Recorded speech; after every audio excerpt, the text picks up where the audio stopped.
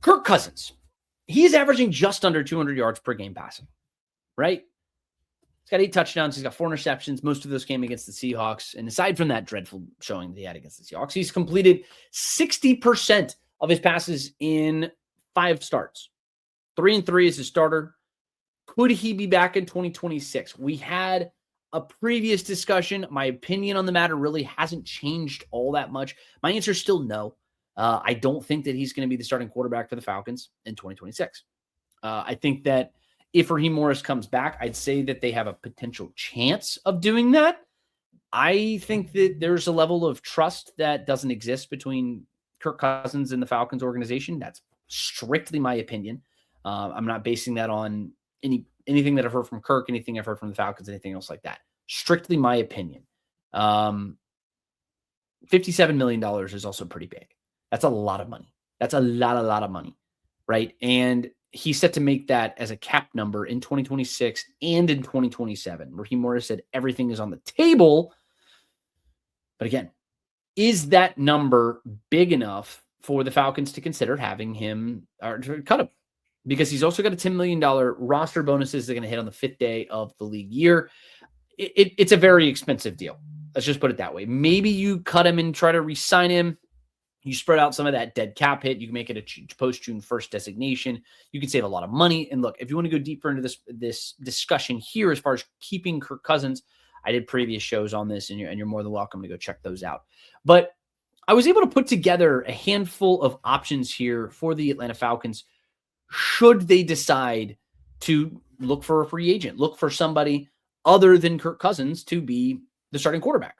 And the first option, it's not necessarily the sexiest option, but it is the simplest one. Oftentimes, the best option is the one that you don't have to go very far to find. In this case, it'd be the current Falcons backup quarterback, Easton Stick. Again, not the sexiest of the options here for the Falcons necessarily, but he has not seen game action in 2025. He did provide some serviceable work during the preseason and during training camp.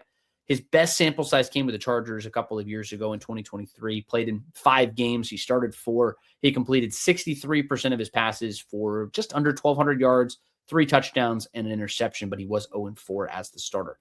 If you're going for the serviceable option, if you're going for somebody who's you're familiar with, maybe that there's some value in that. Maybe you want to bring somebody in who's not going to push Michael Penix too hard, make him rush back from his knee injury. I think there are some potential options for that. Again, it's not the sexiest of options, but it may be potentially the most prudent, cost-effective, and more status quo-esque decision that the Falcons could make. And one of you guys, and credit to one of you guys here in the comments, you guys brought up another one. It's Malik Willis, one of the more interesting candidates for the Falcons here. This is a guy who had a really strong showing against the Bears in Week 16. He's a 4th-year player, came off the bench for Jordan Love after he had his concussion, completed 9 of 11 passes, 121 yards, touchdown in the game, added 44 yards on the ground. He's a Westlake kid. He's from the greater Atlanta area. He's from Roswell, Georgia. Could make a homecoming in 2026 with something to prove here. He was signed or selected by the Titans in the 3rd round, started just 3 games, traded to the Packers in 2024 after they chose to go with Will Levis, who they took in the 2nd round. They traded him for just a 7th round pick, which I felt was a little maybe disrespectful. I don't know, but he started 3 games. That's all we really know for sure. But since being in Green Bay, Malik Willis, he's appeared in 10 different games. He started 2. He's won both of those games. He threw for 684 yards, 5 touchdowns, and rushed for 201 yards and the touchdown. And I think that he could do a lot for his stock here over the next couple of weeks because Jordan Love, he's dealing with a concussion. Of course, they're going to try to get him back, and you have to go through concussion protocols and everything else, and there are league mandates on all that stuff, so I'm not trying to insinuate anything else. But if you've got a Jordan Love and he is banged up, maybe Malik Willis has a chance to show you what he's got. And they're going to be in the midst of a playoff push. So you can see what he looks like playing December football. That's a very real thing, really real thing to see what he can do.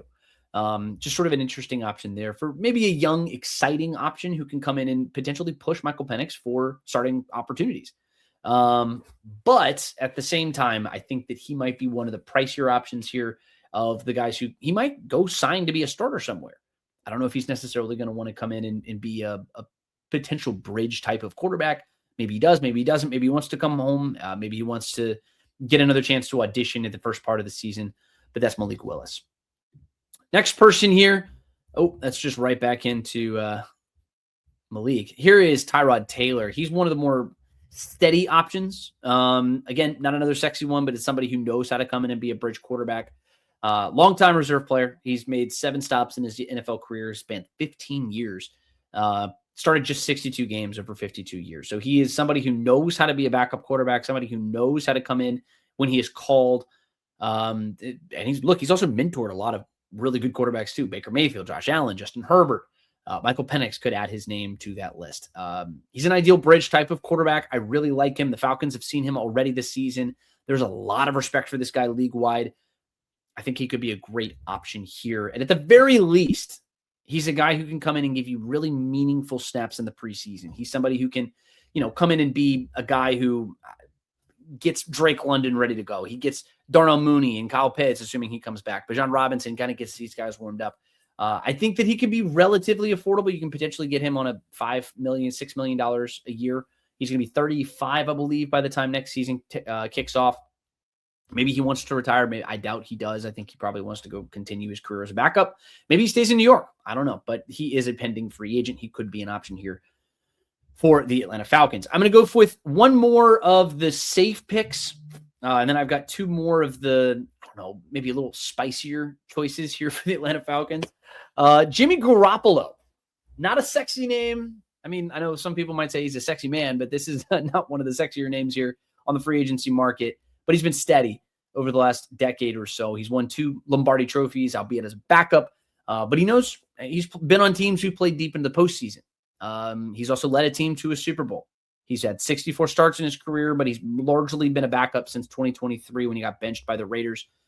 He's made a couple of stops, though, but he's unlikely to take a lot of attention away from Michael Penix as he's coming back from his knee injury. And he's another guy who can kind of give you some veteran snaps during preseason and in training camp, should you want that from your guy. But again, his postseason experience could prove to be pretty valuable here for the Atlanta Falcons. It makes him at least a somewhat compelling possibility here for the Falcons next year. If not for any reason but that. He's a veteran. He's a guy who can come in, and I doubt he's going to command all that much money.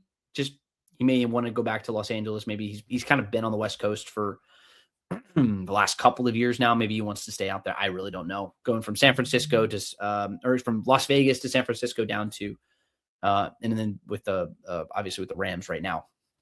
He's bounced around a little bit. All right.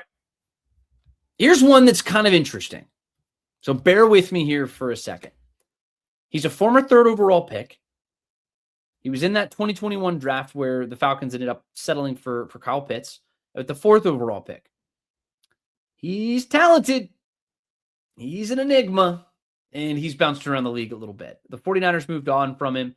He went down to Dallas. He jumped over to the Chargers this season, and ultimately the arm talent is going to get him a new contract. Somebody will sign him. Somebody will try to see what he can do, and I would not be surprised if he goes somewhere where he has a chance to compete for starts. He's going to want to try to do that.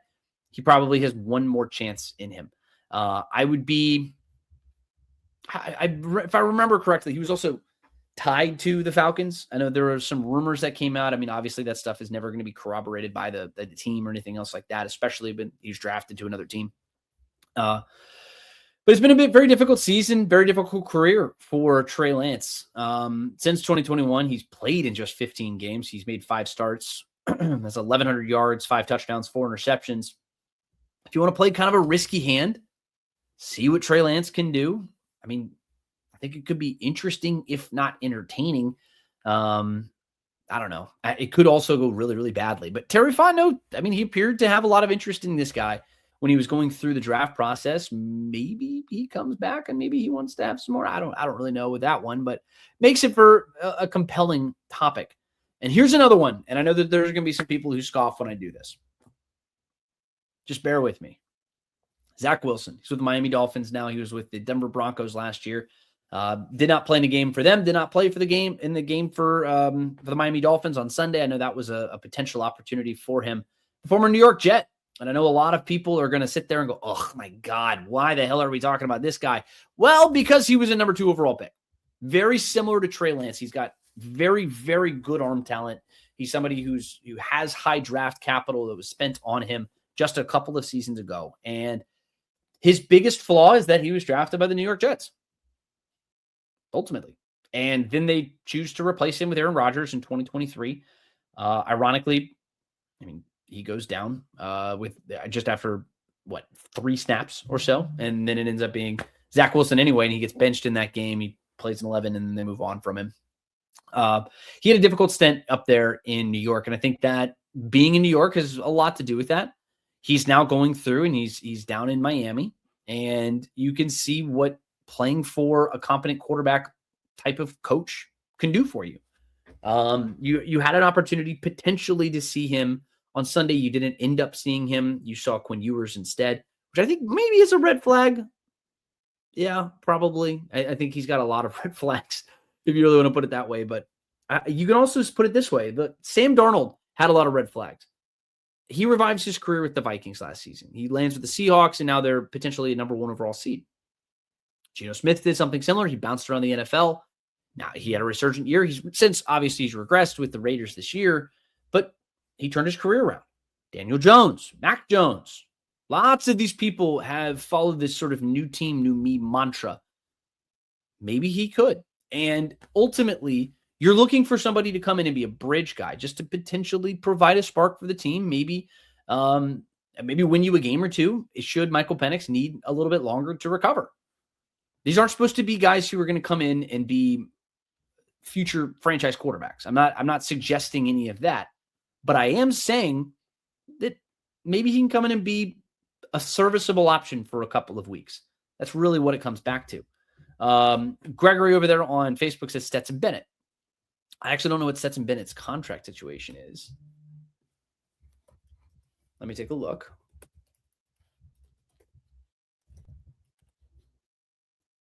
I think he's still under contract here. I want to say.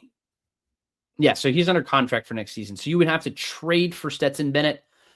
He's not necessarily somebody that I would put draft capital onto, Gregory, to answer your question there. I mean, you haven't seen him appear in a single game. I'd say Jimmy Garoppolo is probably the more likely of the players that you'd want to go get, something like that, if you want to go get a free agent quarterback. But I do want to dive into some of these trade candidates because these are people who you have seen a little bit more of a sample size of. Stetson Bennett he just hasn't played NFL snaps. If you want to get somebody to buy jerseys, Stetson Bennett could be a good option for that. Of course, he won 2 national championships with the Georgia Bulldogs, and he's going to be pretty popular there with Georgia football fans. But as far as winning football games and everything else, I don't necessarily think that he's going to be the case there.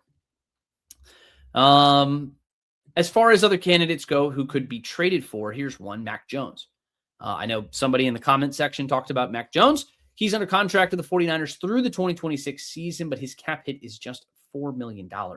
That's very reasonable there for an Atlanta Falcons team who may or may not want to do that. He steps into the starter for Brock Purdy. He won 5 of his 8 games. He held the offense together really effectively. You saw what he was when the Falcons went out there to Santa Clara. He played well. He's completed 70% of his passes, 268 yards per game, 13 touchdowns, 6 interceptions. Still throws a lot of interceptions, still makes a couple of bad decisions with the football. But the 49ers, I would expect, want to hold on to him, especially after all of the injury concerns that they've had in recent years. They want to hold on to a guy who's on a pretty affordable deal. He's not making a lot of money, like I mentioned. So if you can keep him there, I would expect that they would. But it's like if you can send him a 6th round pick or something, like say Michael Penix has a setback, I think that's one of the times that you would potentially go and make a deal like that. The next one here, and Keith, you bring up a good point. We don't need popular, we need wins. I agree. That's why I wouldn't go make the deal for Stetson Bennett. Again, I'm just trying to think of plausible scenarios. But again, I don't think that that's necessarily in the cards there for the Falcons. Next one here is Jacoby Brissett. It's another one of those veteran journeyman type of quarterbacks. But look, that's where the Falcons find themselves. They're not drafting a quarterback. You want to get a guy in here who's going to be relatively affordable, but he carries like one of the slightly more expensive cap hits, $7.19 million here for Jacoby Brissett. But this is a guy who's also a little volatile. He's going to throw some interceptions, but he also throws a lot of touchdowns. He has 19 touchdowns this year. He's averaging 250 yards per game. He's completing 65% of his passes. Hasn't been winning games, but I blame that on the defense for the Cardinals, who have just ultimately not been able to play any semblance of defense. Have not really been able to do things effectively. It's not necessarily on him. It's not on Jacoby. I'd actually say Jacoby's had a pretty good season. It's more on a defense that just has not been able to get things done. And the next two, the final two here for me, kind of a package deal. I don't know if I can add these together. Am I able to do this? Hold on. I'm going to figure this out together. No, I can't. Well, whatever. I'm going to go through. We're going to start here with, our boy Tua and Kyler Murray. So these are two expensive options here for the Falcons. They're both set to make a lot of money. So Kyler Murray is set to make an average of $46.1 million in an average annual value up until the 2028 season. He was soft benching earlier this season. He's on the injured reserve, but it also feels a little bit more like a soft benching. Tagovailoa, he also got hard benched. He was bona fide benched. He's making $53 million until 2028. You're not making a trade. You're not signing either one of these guys unless they're being cut. It's not happening unless they're being cut. You're not sending them draft capital and then them sending you this monstrosity of a quarterback contracts, right? Both of them could be looking to move on from them. And maybe you see something that happens frequently in the NBA where people send you draft picks to take on a contract. I don't think that the Falcons are going to do that. Maybe you could see a team like the New York Jets or something doing something like that, where they want to get some more first round picks. Maybe they want to acquire some more draft capital. Ultimately, I don't really foresee them doing something like that. But if you do cut them being the Tua and Kyler Murray, maybe you look at a guy who's getting kind of a Russell Wilson type of deal, who's going to go off and he's going to go play for the Pittsburgh Steelers for like $2 million. It's the only plausible option here for me, but that remains on the table. And I think that ultimately that's potentially the only real way that I could see them doing it. Because if you're going to get off the Kirk Cousins deal, and if you're not going to bring Kirk Cousins back, why would you go add a $50 million quarterback when you're just getting one off of your roster that same year, that same offseason?